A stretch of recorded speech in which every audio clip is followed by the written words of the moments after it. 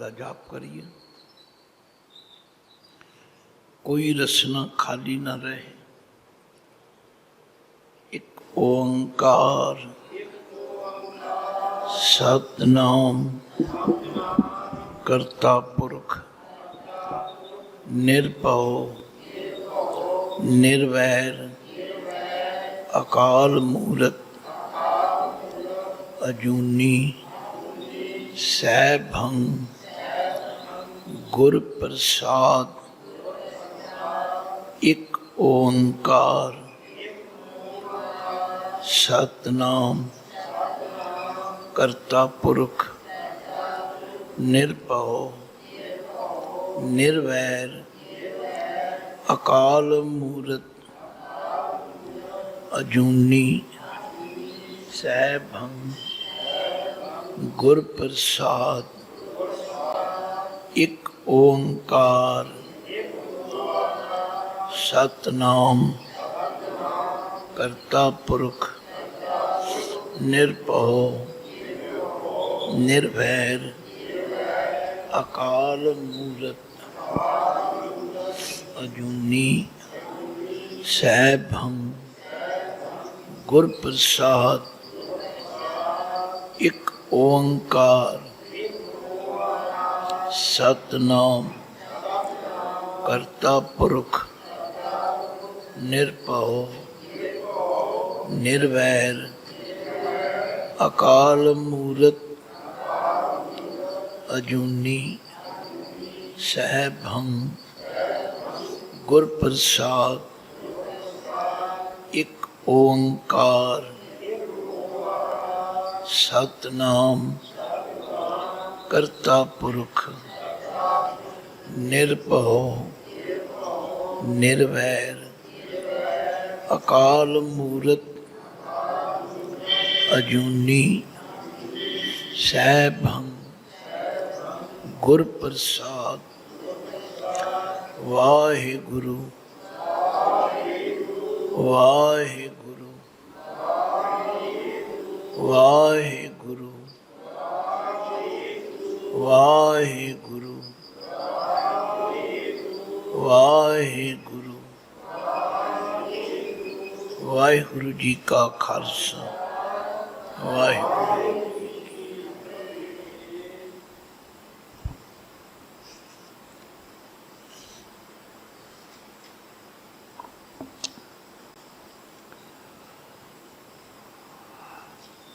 गुरु पातशाह की कृपा का सदका अज असी बिलावल राग विच जो नौवें पातशाह श्री गुरु तेग बहादुर जी के मुखारबिंद तो उच्चारण किए हुए शब्द हैं, उन्हों की विचार आरंभ करांगे।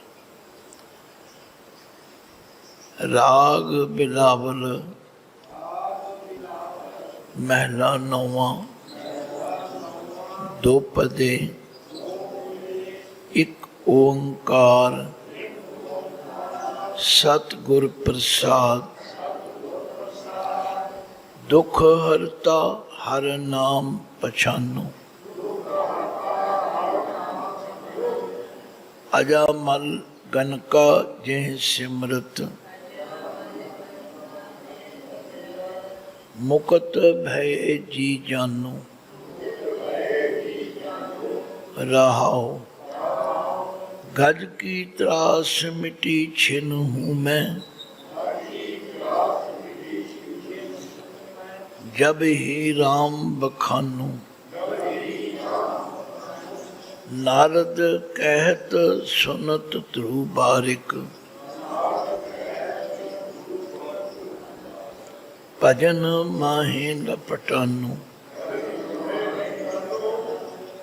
अचल अमर निर्भय पद पायो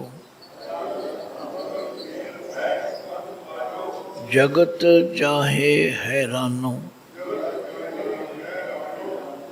नानक कहत भगत रक्षक हर निकट ताहे तुम मानो। ये गल तुसी भली भांत समझ भी गए होवोगे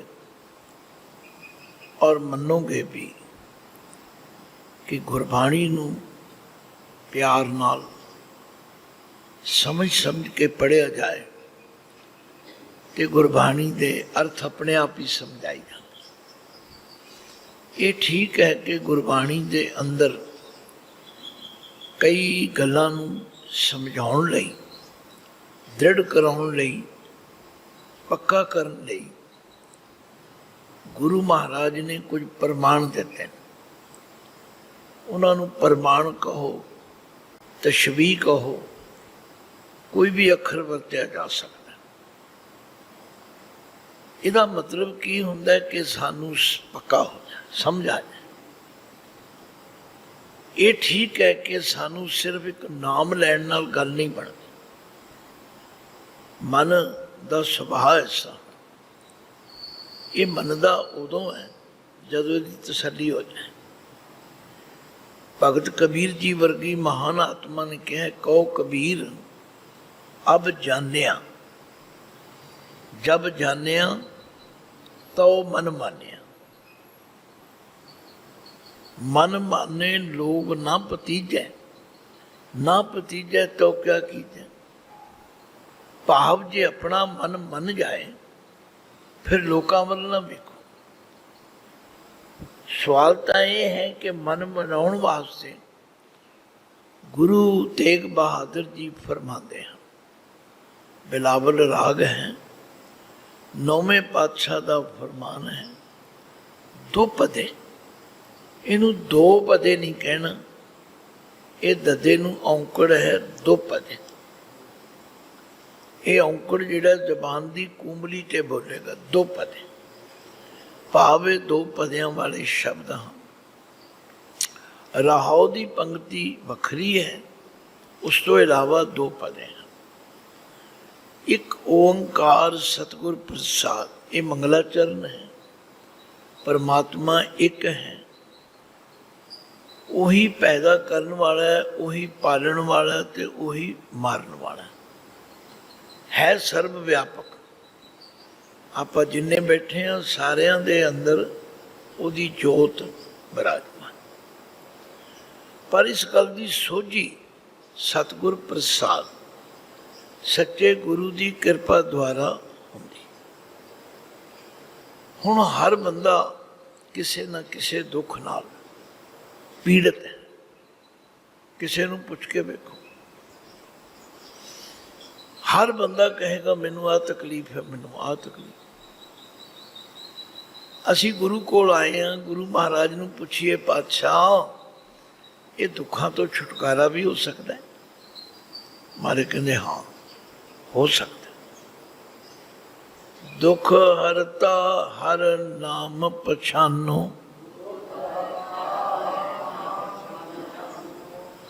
हुण तुसीं ध्यान नाल समझ लेना, कोई व्याख्या करने की लोड़ नहीं। गुरु तेग बहादुर जी ने फरमाया दुख हरता, दुखों नूं हरन वाला, दूर करन वाला हरि का नाम है। सर्व रोग का औखद ना। बीमारियां बहुत ने, पर उन्हां बीमारियां दा इलाज इको एक है, परमात्मा का नाम। हुण गल तां है भी साडा मन मन जाए तां ही है। फिर जिहड़े हुजतां करन वाले ने वो कई कहंदे फिर आ ना करया करिए, फिर डॉक्टर को ना जाया करिए। गल नूं समझिए। जदों असीं हरि नाम का आसरा ले लांगे, किन्नियां ही गल्लां तो असीं आपे ही बच जाओ, आपे ही छुट जाओ। सच बोलन लग पाओ, निमरता विच आ जाओ, ईर्खा करनी छड़ दो, कई गल्लां तो बच जाओ। पर असी क्योंकि विश्वास नहीं करते, ना करन करके असी उत्थे दे उत्थे खड़े। बाणी च लिखे जिनके मन साचा विश्वास, पेख पेख स्वामी की शोभा, आनंद सदा उल्लास।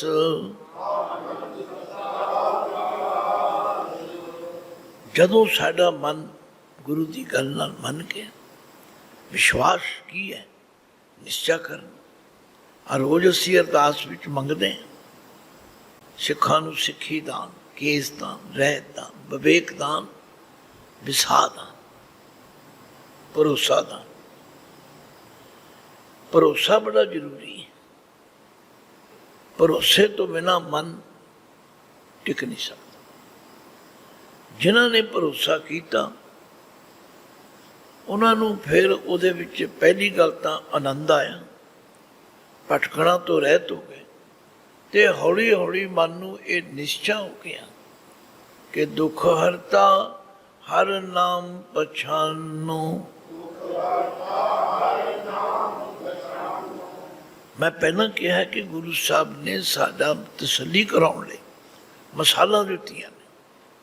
आख्या हो मैं तुहानूं दसां, अजामल गनका जे सिमरत मुकत भय जी जानू। हुण अजामल गनका आदਿਕ हो सकता जिहड़े गुरु घर विच आउंदे ने उन्होंने सुनिया हो, पर बहुतिआं नूं नहीं पता अजामल कौन सी, उहदी की कहानी है, गनका कौन सी, उहदी की कहानी है। देखो ना, जिहड़ा ते स्कूल विच आया उन्हें तो जरूर कुछ ना कुछ सुनिया पढ़िया होगा, जिहड़ा आया ही नहीं उन्होंने जब तक दी दसांगे नहीं उसकी तसल्ली नहीं होगी। इस वास्ते सानू अजामल का पिछोकड़ जानना पवे, गनका का पिछोकड़ जानना पवे। अजामल एक बड़े विद्वान ब्राह्मण का पुत्र सी। उसका पिता राज पंडित सी।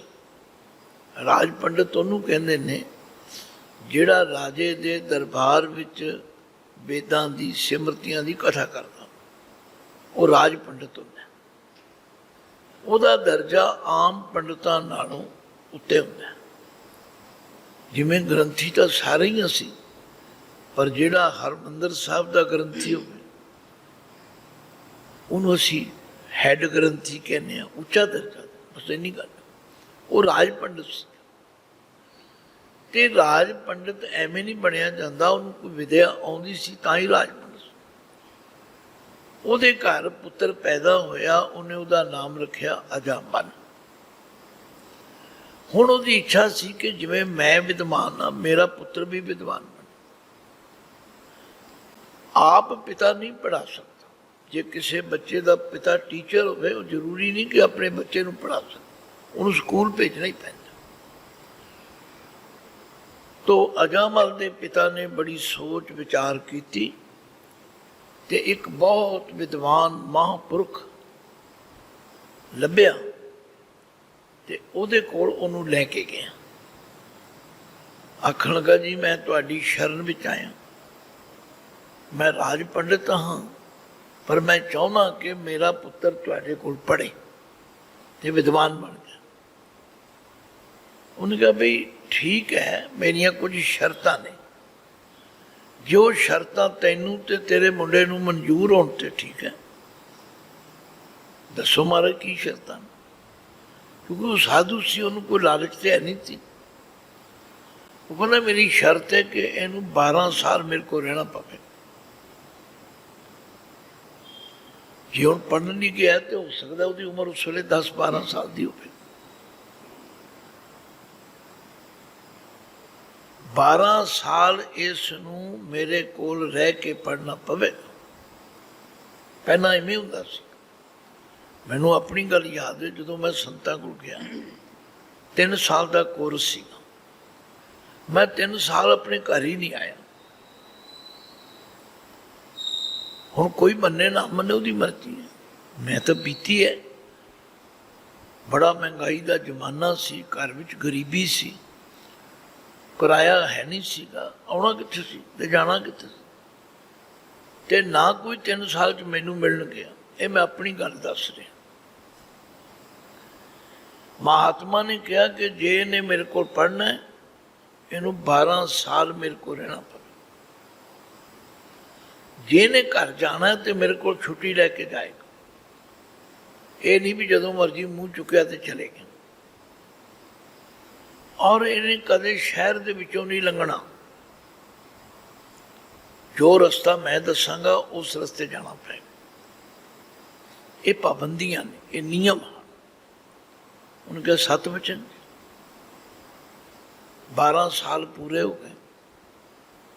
12 सालों में अजामल बहुत बड़ा विद्वान हो गया, गुरु की आग्ञा भी मनी, उन्होंने हर हुक्म ते फुल चढ़ाए तो 12 साल च विद्वान हो गए। हुण वो शर्त पूरी हो गई। कहते ने जदों 12 सालों बाद वो शहर विच वड़िया, मन बिगड़दियां देर नहीं लगती। बुद्धि जिहड़ी है ना, दुध आंदे ने दुध ते बुद्ध, दुध ते बुद्ध, ये फिटदियां 1 मिनट भी नहीं लगता। देखो मिसाल कैसी है, दुध तुम सारे जानते हो, कितना संभाल के रखना पैंदा है तां जाके दुध वरतों में आउंदा है। माड़ी जी अनगहरी करते हो गर्मी च कुछ इतना फट जाता। बुद्धि भी इस तरह। अजामल पहले दिन ही बाजार विचों लंघिया, वो बाजार सी बेसवामा दा, ते पहले दिन ही गड़बड़ हो गई। उन्हां दिनां विच ही उहदे पिता की डैथ हो गई। हुण राज पंडित की पदवी खाली हो गई। आम तौर पर होंदा भी जे पिता लायक होवे ते उहदा बच्चा को काम कर सकता होवे ते उहनूं असीं कहना भी चल ठीक है, उहनूं राज पंडित की पदवी मिल गई, पिता की जगह राज पंडित बन गए। पर वो जिहड़ी इलत पई सी ना बेसवा कोल जाण दी, वो नहीं हटी। हौली हौली लोकां विच चर्चा हो गई, राजे नूं शिकायतां पहुंचियां भी तुहाडा राज पंडित ते जांदा है बेसवा दे चबारे। राजे नूं बड़ा खेद होया, होवे पंडित, होवे ज्ञानी, होवे गुरु घर दा ग्रंथी ते लोग सत्कार करन ते गलत काम करे। फिर राजे ने लोकां दी गल ते एतबार नहीं कीता, आप वेश बदल के गया। जदों ने अपनी अखां नाल देख लिया, बस फिर उन्होंने किसी दलील की किसी होर की लोड़ ही नहीं सी। उन्हें बड़ा दुख बनाया ते अजामल नूं समेत उस वेसवा दे देश विचों देश निकाला दे। उदों देश छोटे छोटे इलाकों नूं देश कहा जाता सी, हुण वो देश निकाला मिल गया ते जंगल में जाके उत्थे किहड़ा भी कोई कथा सुनने वाला सी। हुण वो जंगल विच रहिंदा है, बुद्धि गलत पासे चल पई ते चल पई। हुण वो सवेर तो शाम तक पंछियां दा शिकार करदा है, खा लैंदा है। मतलब एक बारी तिलकिया, एक बारी छिड़किया, छिड़कदा छिड़कदा नतीजा है कि कित्थे विद्वान पंडित ते कित्थे पहुंच गए। इन्ने समय विच उहदे घर 6 बच्चे पैदा हुए। जदों 7वां बच्चा पैदा होया, भाई गुरदास जी कहते ने उहदे कोल कोई संत महात्मा आ गए, या भाई साहब लिखते हैं कि वह धर्मशाला भी संतां कोल लै गया भी महाराज का नाम रख दो। ये नाम एवं नहीं बच्चों के रखे जाते। हुण तो असी T2 B2 पता नहीं की रखी जाते हैं। नाम रखण वेले बड़ी भारी विचार की जाती है, क्योंकि नाम का प्रभाव होता है। कलगियां वाले पातशाह ने इसे लिए साडा वेशभूषा भी बदली ते नाम भी बदले, क्योंकि इसका प्रभाव पैंदा। खैर मुकदी गल, संतां ने सोचा भी इन्हें काम तो कोई सारी उम्र चंगा कीता नहीं, ते इहदे बच्चे का नाम ऐसा रखिए ਇਹਦਾ ਭਲਾ ਹੋ ਜਾਏ। ਉਹਦਾ ਨਾਮ ਨਾਰਾਇਣ ਰੱਖ ਦਿੱਤਾ, ਬੱਚੇ ਦਾ ਨਾਮ ਨਾਰਾਇਣ ਰੱਖ ਦਿੱਤਾ। ਇਹ ਵੀ ਤੁਸੀਂ ਜਾਣਦੇ ਹੋ ਕਿ ਗ੍ਰਸਤੀਆਂ ਨੂੰ ਸਭ ਤੋਂ ਛੋਟੀ ਸੰਤਾਨ ਜ਼ਿਆਦਾ ਪਿਆਰੀ ਹੁੰਦੀ। ਇਹਦਾ ਕਾਰਨ ਹੈ ਕਿ ਵੱਡੇ ਤੇ ਉਡਾਰੂ ਹੋ ਜਾਂਦੇ ਨੇ, ਸੰਭਲ ਜਾਂਦੇ ਨੇ। ਛੋਟਾ ਜਿਹੜਾ ਹੁੰਦਾ ਅਲੀ ਛੋਟਾ ਹੁੰਦਾ, ਉਹਦੇ ਨਾਲ ਪਿਆਰ ਜ਼ਿਆਦਾ ਹੁੰਦਾ ਵੀ ਇਹ ਅਲੀ ਸੰਭਲਿਆ ਨਹੀਂ। ਗੱਲ ਕੀ ਅਜਾਮਲ ਦਾ ਅੰਤ ਸਮਾਇਆ, ਉਹਨੂੰ ਜਮ ਰਾਜੇ ਦੇ ਜਿਹੜੇ ਹੇਰੂ ਸਨ ਆਏ ਤੇ ਉਸ ਵੇਲੇ ਕਹਿੰਦੇ ਨੇ ਉਹ ਪੈ ਪੀਤ ਹੋ ਕੇ ਨਾਰਾਇਣ ਨਾਰਾਇਣ ਨਾਰਾਇਣ ਕਹਿਣ ਲੱਗ ਪਏ। ਬਾਣੀ 'ਚ ਲਿਖਿਆ ਪੁੱਤਰ ਹੇਤ ਨਾਰਾਇਣ ਕਹਿਓ ਜਮ ਕੰਕਰ ਮਾਰ ਵਿਦਾਰੇ। ਉਹ ਨਾਰਾਇਣ ਨਾਰਾਇਣ ਦਾ ਨਾਮ ਸੁਣ ਕੇ ਜਿਹੜੇ ਜਮ ਦੇ ਦੂਤ ਸਨ ਉਹ ਡਰਦੇ ਮਾਰੇ ਭੱਜ ਗਏ। ਉਹਨੂੰ ਕਹਿੰਦੇ ਨਾਰਾਇਣ ਨਾਰਾਇਣ ਕਹੀ ਜਾਂਦਾ। ਲਓ, ਇਸ ਤਰੀਕੇ ਨਾਲ ਅਜਾਮਲ ਦਾ ਕਲਿਆਣ ਹੋ ਗਿਆ। ਇੱਕ ਮਿਸਾਲ ਹੈ,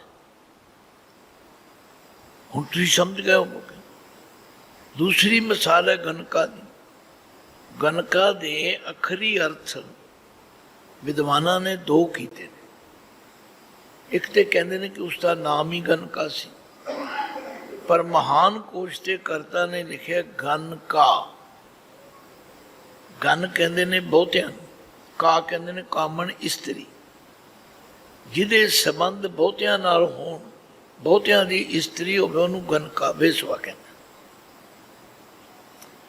ਹੁਣ ਭਾਈ ਸਾਹਿਬ ਨੇ ਲਿਖਿਆ ਗਨਕਾ ਪਾਪਣ ਹੋਏ ਕੇ ਪਾਪਾਂ ਦਾ ਗਲ ਹਾਰ ਪਰੋਤਾ। ਉਹਦਾ ਕਿੱਤਾ ਹੀ ਇਹ ਸੀ, ਉਹਨੇ ਪ੍ਰੋਫੈਸ਼ਨ ਹੀ ਇਹ ਬਣਾ ਲਿਆ, ਉਹਦਾ ਹੋਰ ਕੰਮ ਹੀ ਕੋਈ ਨਹੀਂ। ਗਨਕਾ ਪਾਪਣ ਹੋਏ ਕੇ ਪਾਪਾਂ ਦਾ ਗਲ ਹਾਰ ਪਰੋਤਾ। ਮਹਾਂਪੁਰਖ ਅਚਾਨਚਕ ਗਨਕਾ ਵਾੜੇ ਆਏ ਖੜਤਾ।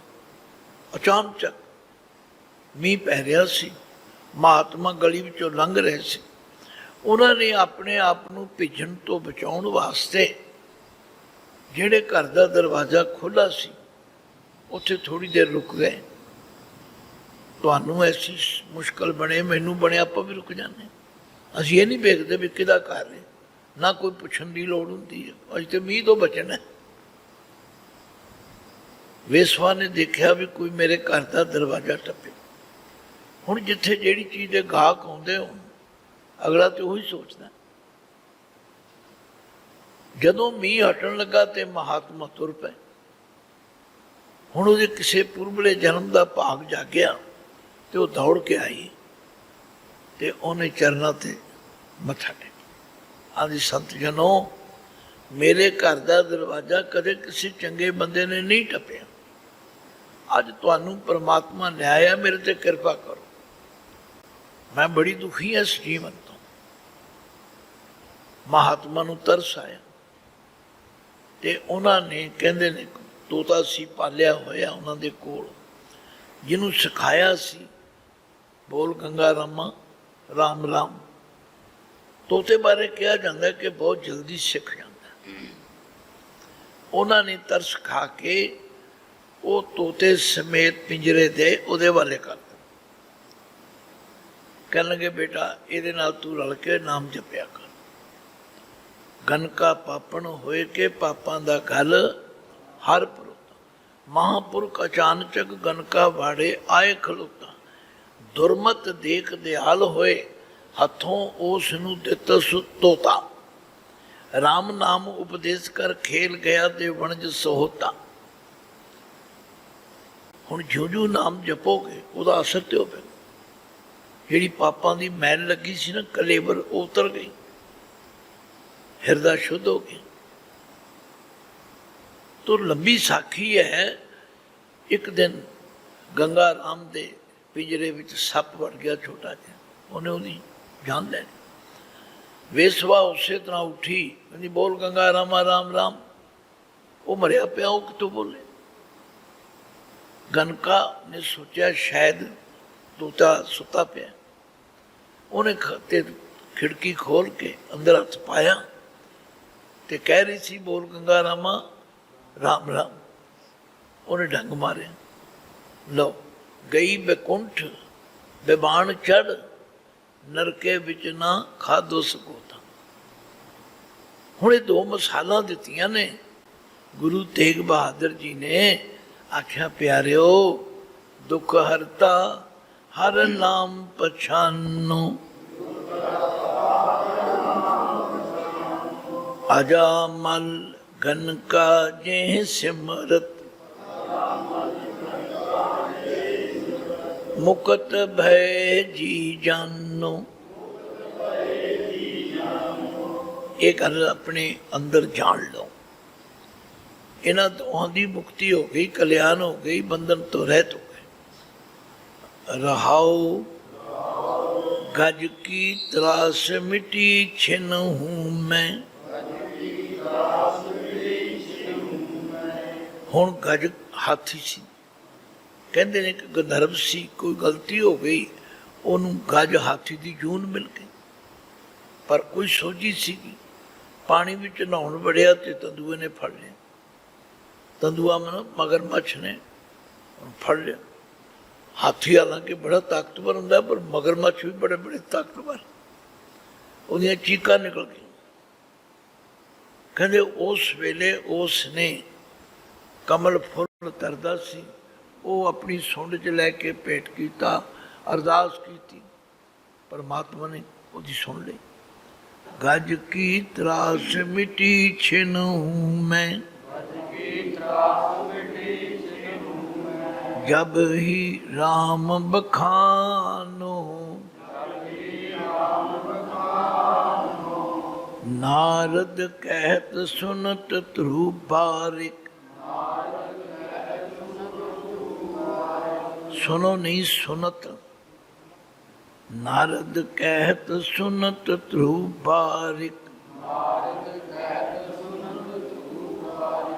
भजन माहे लपटानो। ਹੁਣ ਇਹ ਵੀ ਸਾਖੀ ਹੈ। ਧਰੁਵ ਕੌਣ ਸੀ? ਧਰੁਵ ਦਾ ਕਿਵੇਂ ਉਧਾਰ ਹੋਇਆ, ਕਿਵੇਂ ਕਲਿਆਣ ਹੋਇਆ, ਇਹਦੇ ਬਾਰੇ ਵੀ ਭਾਈ ਗੁਰਦਾਸ ਜੀ ਨੇ ਲਿਖਿਆ। ਇਹ ਰਾਜੇ ਉਤਾਨਪਾਦ ਦਾ ਲੜਕਾ ਸੀ। ਰਾਜੇ ਉਤਾਨਪਾਦ ਦੀਆਂ ਦੋ ਰਾਣੀਆਂ ਸਨ, ਇੱਕ ਵਿੱਚੋਂ ਧਰੁਵ ਸੀ ਤੇ ਇੱਕ ਵਿੱਚੋਂ ਉੱਤਮ ਸੀ। ਉੱਤਮ ਦੀ ਮਾਤਾ ਨਾਲ ਰਾਜਾ ਜ਼ਿਆਦਾ ਪਿਆਰ ਕਰਦਾ ਸੀ, ਧਰੁਵ ਦੀ ਮਾਤਾ ਨਾਲ ਘੱਟ ਕਰਦਾ ਸੀ, ਪਰ ਹੈ ਦੋਵੇਂ ਉਹਦੇ ਬੱਚੇ ਸਨ। ਧਰੁਵ ਬਾਹਰੋਂ ਹੱਸਦਾ ਆਇਆ, ਖੇਡਦਾ ਆਇਆ, ਪਿਤਾ ਦੀ ਗੋਦ ਵਿੱਚ ਬਹਿ ਜਾ। ਪੁੱਤਰ ਨੂੰ ਹੱਕ ਹੈ ਪਿਤਾ ਦੀ ਗੋਦ ਵਿੱਚ ਬਹਿ ਜਾ। ਪਰ ਜਦੋਂ ਮਤਰੇਈ ਨੇ ਵੇਖਿਆ, ਉਹਨੇ ਈਰਖਾ ਕੀਤੀ ਤੇ ਬਾਹੋਂ ਫੜ ਕੇ ਕੱਢ ਦਿੱਤਾ, ਉਠਾ ਦਿੱਤਾ। ਇੱਕ ਬੜੀ ਵੱਡੀ ਦੁਰਘਟਨਾ ਹੈ। ਜੇ ਪਿਓ ਦੀ ਗੋਦ ਵਿੱਚੋਂ ਬੱਚੇ ਨੂੰ ਉਠਾ ਦਿਓ ਤੇ ਫਿਰ ਜਾਏ ਕਿੱਥੇ? ਫਿਰ ਉਹ ਰੋਂਦਾ ਰੋਂਦਾ ਆਪਣੀ ਮਾਂ ਕੋਲ ਗਿਆ। ਮਾਂ, ਮੈਂ ਕੋਈ ਗਲਤੀ ਕੀਤੀ? ਮੈਂ ਆਪਣੇ ਪਿਤਾ ਦੀ ਗੋਦ ਵਿੱਚ ਬੈਠਾ ਸੀ, ਮੈਨੂੰ ਉਠਾ ਦਿੱਤਾ। ਮਾਂ ਬੜੀ ਸਿਆਣੀ ਸੀ। ਦੇਖੋ, ਮਾਵਾਂ ਨੂੰ ਵੀ ਸਿੱਖਿਆ ਮਿਲਦੀ ਹੈ ਇੱਥੋਂ। ਮਾਂ ਜੋ ਚਾਹੇ ਬੱਚੇ ਨੂੰ ਬਣਾ ਸਕਦੀ। ਇਹ ਵੱਖਰੀ ਗੱਲ ਹੈ। ਅਸੀਂ ਜੀ ਮਾਵਾਂ ਦਾ ਕੀ ਕਸੂਰ ਹੈ, ਬੱਚੇ ਮੰਨਦੇ ਹੀ ਨਹੀਂ, ਬੱਚੇ ਸੁਣਦੇ ਨਹੀਂ। ਨਹੀਂ, ਐਵੇਂ ਥੋੜ੍ਹਾ ਲਿਖਦਾ ਗੁਰਦੇਵ ਮਾਤਾ। ਗੁਰਦੇਵ ਮਾਂ ਨੂੰ ਗੁਰਦੇਵ ਦਾ ਦਰਜਾ ਦਿੱਤਾ। ਇਹ ਬਹੁਤ ਵੱਡਾ ਦਰਜਾ, ਹਰ ਮਾਂ ਨੂੰ ਸਮਝਣਾ ਚਾਹੀਦਾ।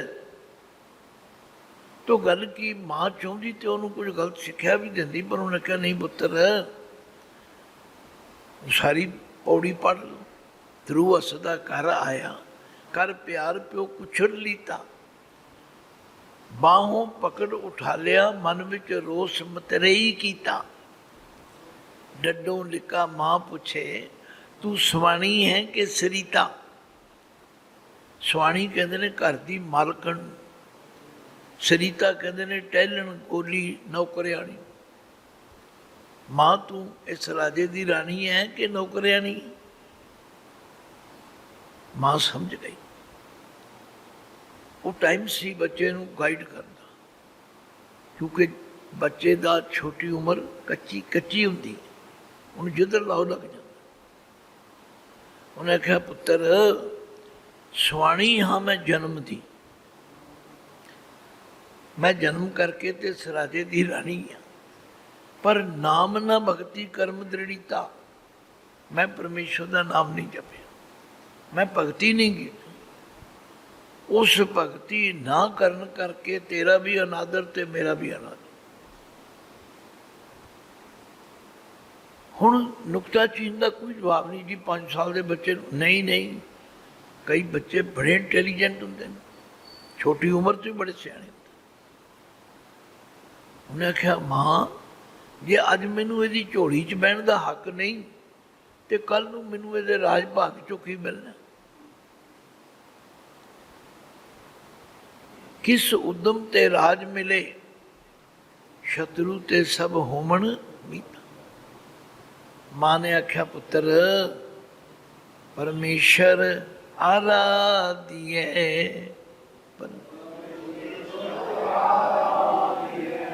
जिदू होइए पतत पुनीता।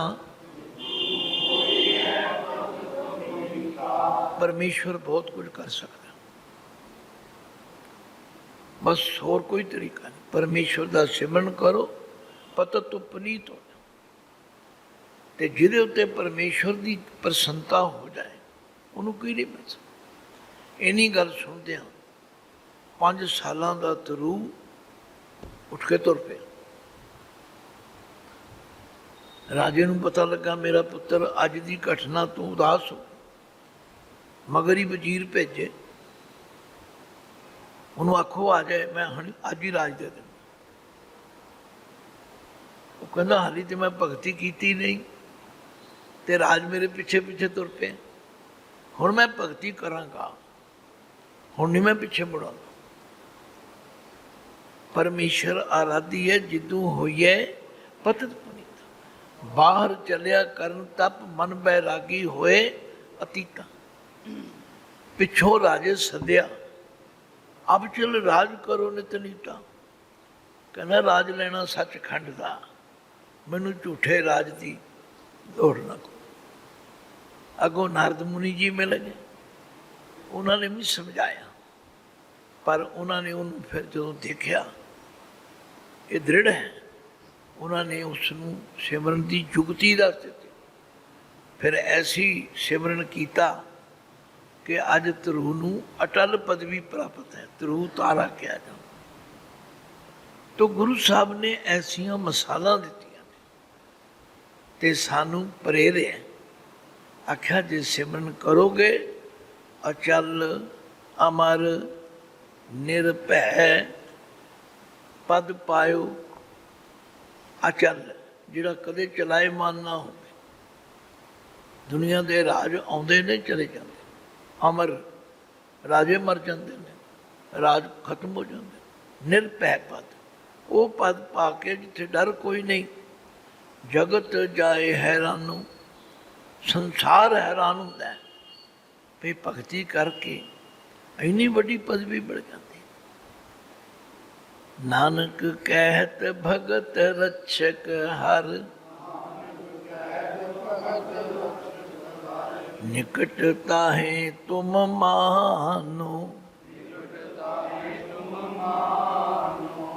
देखो करनू ते मैं सारे शब्द कर देंगा, पर जे इस तरीके नाल समझ समझ के करनी, कल नूं तुसीं अपने बच्चों नूं भी सुना सकते हो, कल नूं तुसीं अपने परिवार विच भी दस सकते हो कि आ है गुरु की सिक्ख्या, ये है गुरु की बाणी।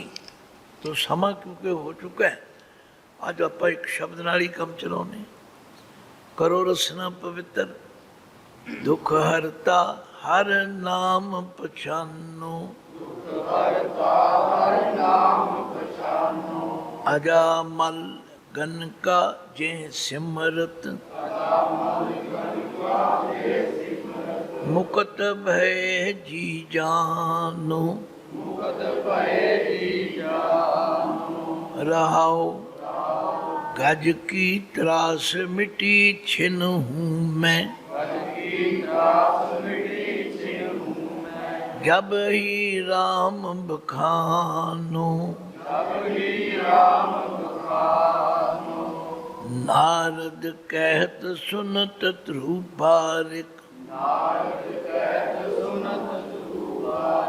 भजन माहे लपटानो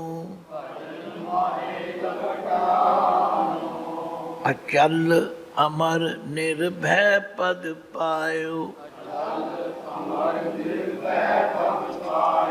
जगत जाहे हैरानो नानक कहत भगत रक्षक हर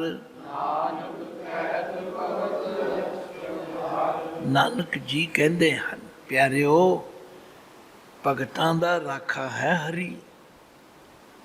सारी बाणी बार बार समझा रही।